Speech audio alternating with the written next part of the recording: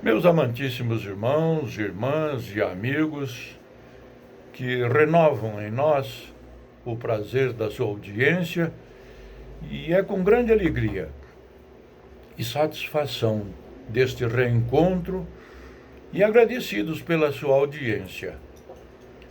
Por isso recebam os cumprimentos fraternais da 8ª Igreja Batista Filadélfia de Curitiba, bem como de seu pastor Luiz Pedroso. Hoje vamos estudar uma lição importante, que é da autoria do ilustre culto pastor José Aldoir Taborda, e que tem como título Jonas, um vocacionado em crise. Quais são os objetivos do presente estudo? São os seguintes. Primeiramente, conhecer os conflitos vividos por Jonas diante do desafio divino. Segundo, perceber que a presença de Deus é constante em meio às crises da vida e também compreender o perigo de andar fora da vontade do Senhor.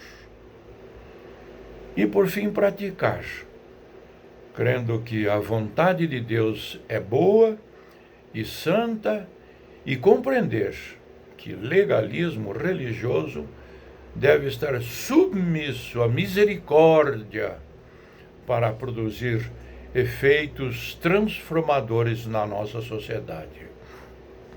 O texto áureo escolhido está baseado em Jonas capítulo 2, versículo 3, que leio: Jogaste-me nas profundezas, no coração dos mares.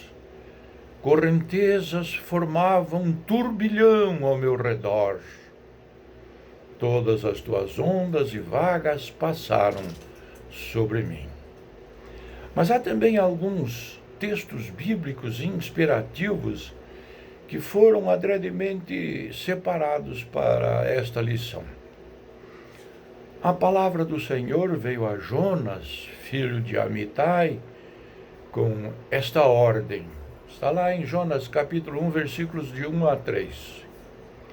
Vá depressa à grande cidade de Nínive e pregue contra ela, porque a sua maldade subiu até a minha presença. Mas Jonas fugiu da presença do Senhor, dirigindo-se para Tarsis. Desceu à cidade de Jope, onde encontrou um navio que se destinava àquele porto. Depois de pagar a passagem, embarcou para Tarsis, para fugir do Senhor. Vamos a um outro texto, Jonas capítulo 1, versículos 8 a 10. Por isso lhe perguntaram: diga-nos quem é o responsável por esta calamidade? Qual é a sua profissão? De onde você vem? Qual é a sua terra? A que povo você pertence? Ele respondeu: eu sou hebreu, adorador do Senhor, o Deus dos céus, que fez o mar e a terra. Com isso, eles ficaram apavorados e perguntaram: o que foi que você fez? Pois sabiam que Jonas estava fugindo do Senhor, porque ele já lhes tinha dito. Vamos a outra referência bíblica, Jonas capítulo 2, versículos 1 e 2. Lá dentro do peixe, Jonas orou ao Senhor, ao seu Deus, e ele disse: em meu desespero clamei ao Senhor, e ele me respondeu. Do ventre da morte gritei por socorro, e ouviste o meu clamor. Vamos a mais uma referência, Jonas capítulo 2, versículos 9 e 10. Mas eu, com um cântico de gratidão, oferecerei sacrifício a ti. O que eu prometi, cumprirei totalmente. A salvação vem do Senhor. E o Senhor deu ordens ao peixe, e ele vomitou Jonas em terra firme. Fúria. Vamos ver esta referência no livro de Jonas, que estamos lendo, capítulo 4, versículos de 1 a 4. Mas Jonas ficou profundamente descontente com isso e enfureceu-se. Ele orou ao Senhor: Senhor, não foi isso que eu disse quando ainda estava em casa. Foi por isso que me apressei em fugir para Tarsis. Eu sabia que tu és Deus misericordioso e compassivo, muito paciente, cheio de amor, e que promete castigar, mas depois se arrepende. Agora, Senhor, tira a minha vida, eu imploro, porque para mim é melhor morrer do que viver. O Senhor lhe respondeu: Você tem alguma razão para essa fúria? A introdução desta lição começa assim. O nome Jonas significa pomba.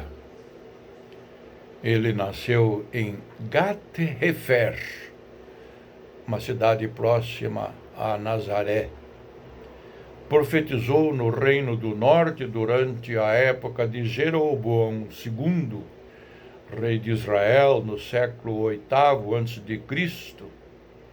Você pode encontrar esta referência no livro de 2 Reis, capítulo 14, versículos 25 a 27. Realizava tranquilamente seu ministério quando, de repente, o Senhor aparece com um mandato assustador. Vá depressa à grande cidade de Nínive e pregue contra ela, porque a sua maldade subiu até a minha presença. Jonas capítulo 1, versículo 2. Jonas é um profeta com um chamado, que está sendo enviado para a nova tarefa, e essa mudança provocou nele grave crise. Os vocacionados não estão imunes a crises ministeriais e muitas vezes são psicologicamente afetados pelo desconhecido, a ponto de perderem a capacidade de raciocínio espiritual. É fácil criticá-lo como profeta fujão, mas é importante analisar as situações geradoras de crises. Na história do profeta Jonas, podemos destacar 4 diferentes crises. Primeira crise: medo, insegurança e incredulidade. Encontramos esta referência no livro de Jonas, capítulo 1, versículo 3. Nínive, a corrupta capital da Síria, era conhecida também por sua crueldade, idolatria e forte imoralidade, fator que afetou até mesmo a paciência do amoroso Deus.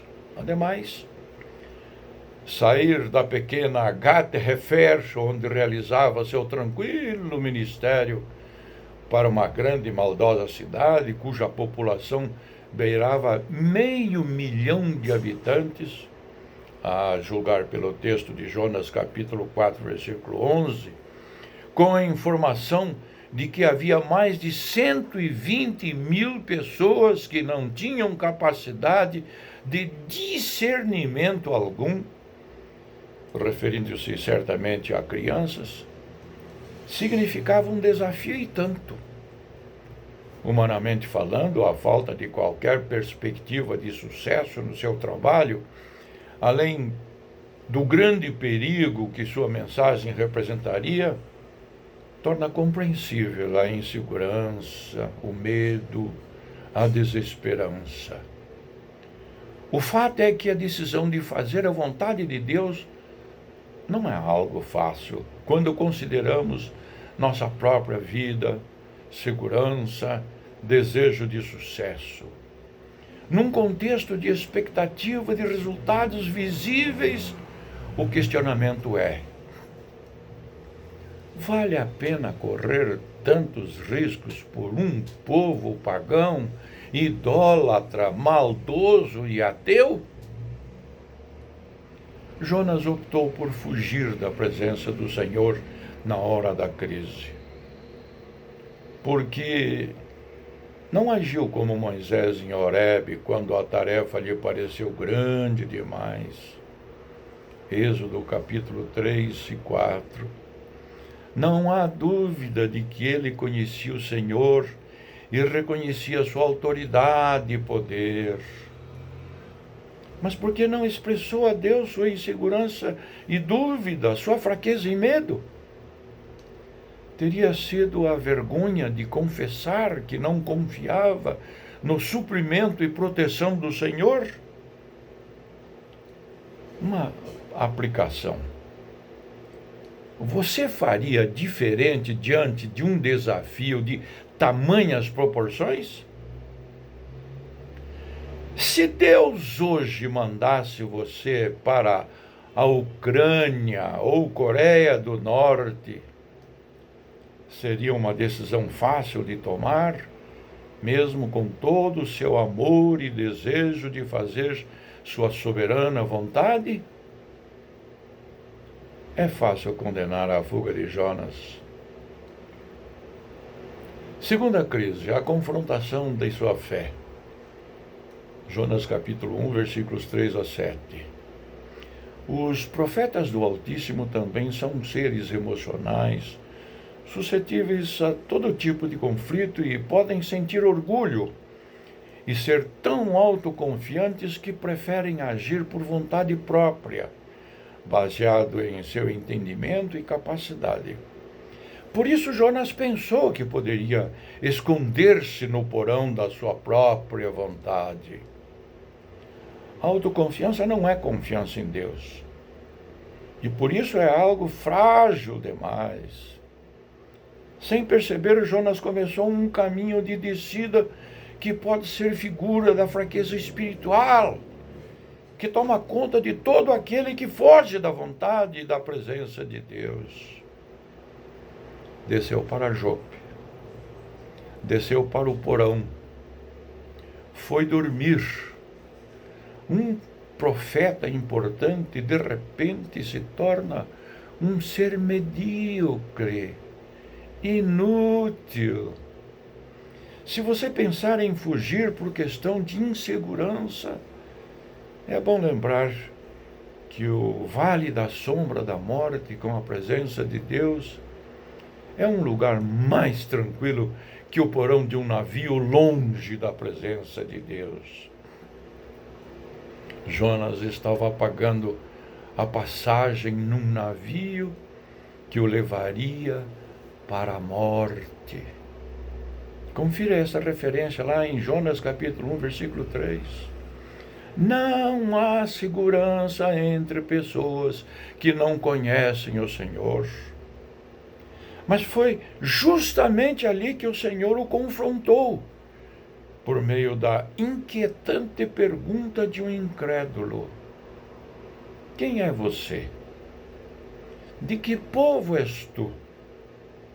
Faz alguma coisa, clama ao teu Deus. Jonas capítulo 1, versículo 6 a 8. Este choque de realidade fez o profeta despertar do sono e admitir quem era e assumir sua culpa diante de homens que estavam se perdendo por sua causa. E vemos uma cena atípica de pagãos querendo salvar um crente. Confira lá no livro de Jonas, capítulo 1, versículos 2 a 14, isto que acabei de falar. A aplicação. Fugir da presença de Deus é uma descida contínua na vida espiritual.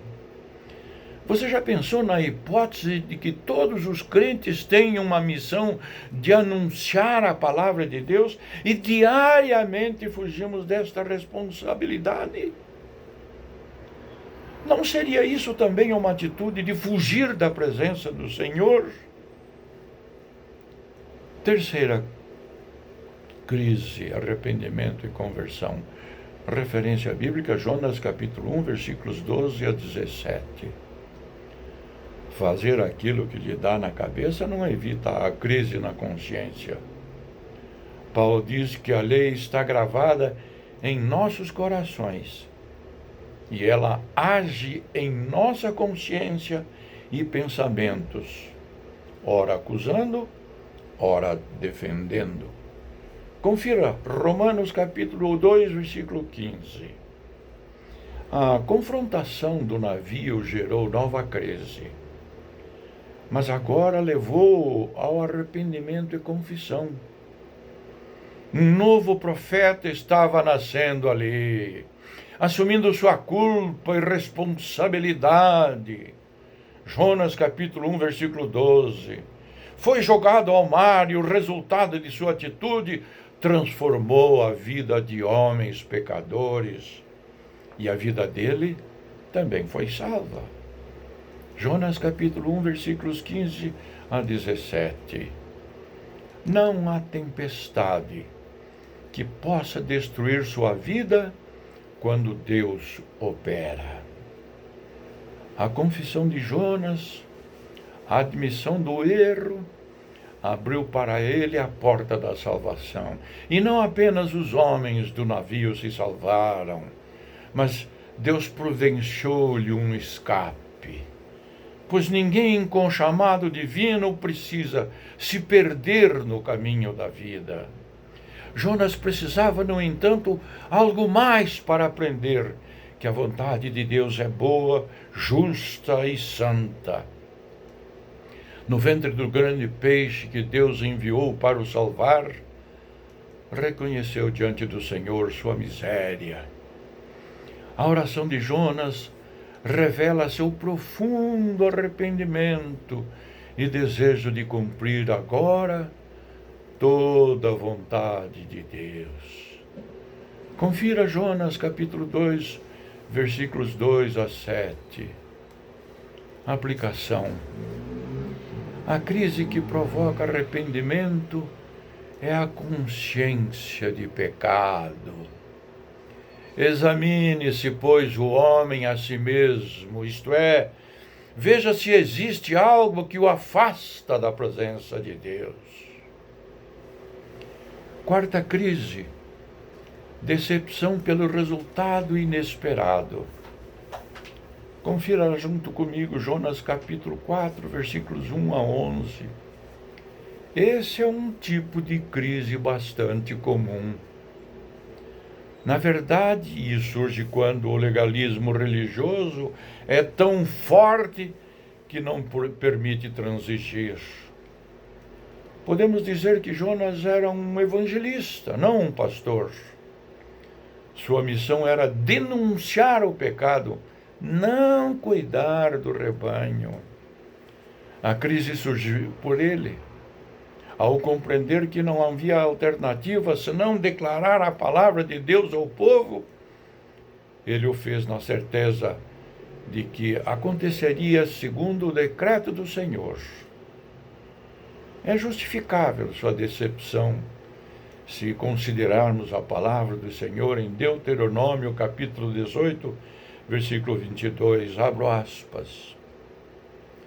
Se o que o profeta proclamar em nome do Senhor não acontecer, nem se cumprir, essa mensagem não vem do Senhor.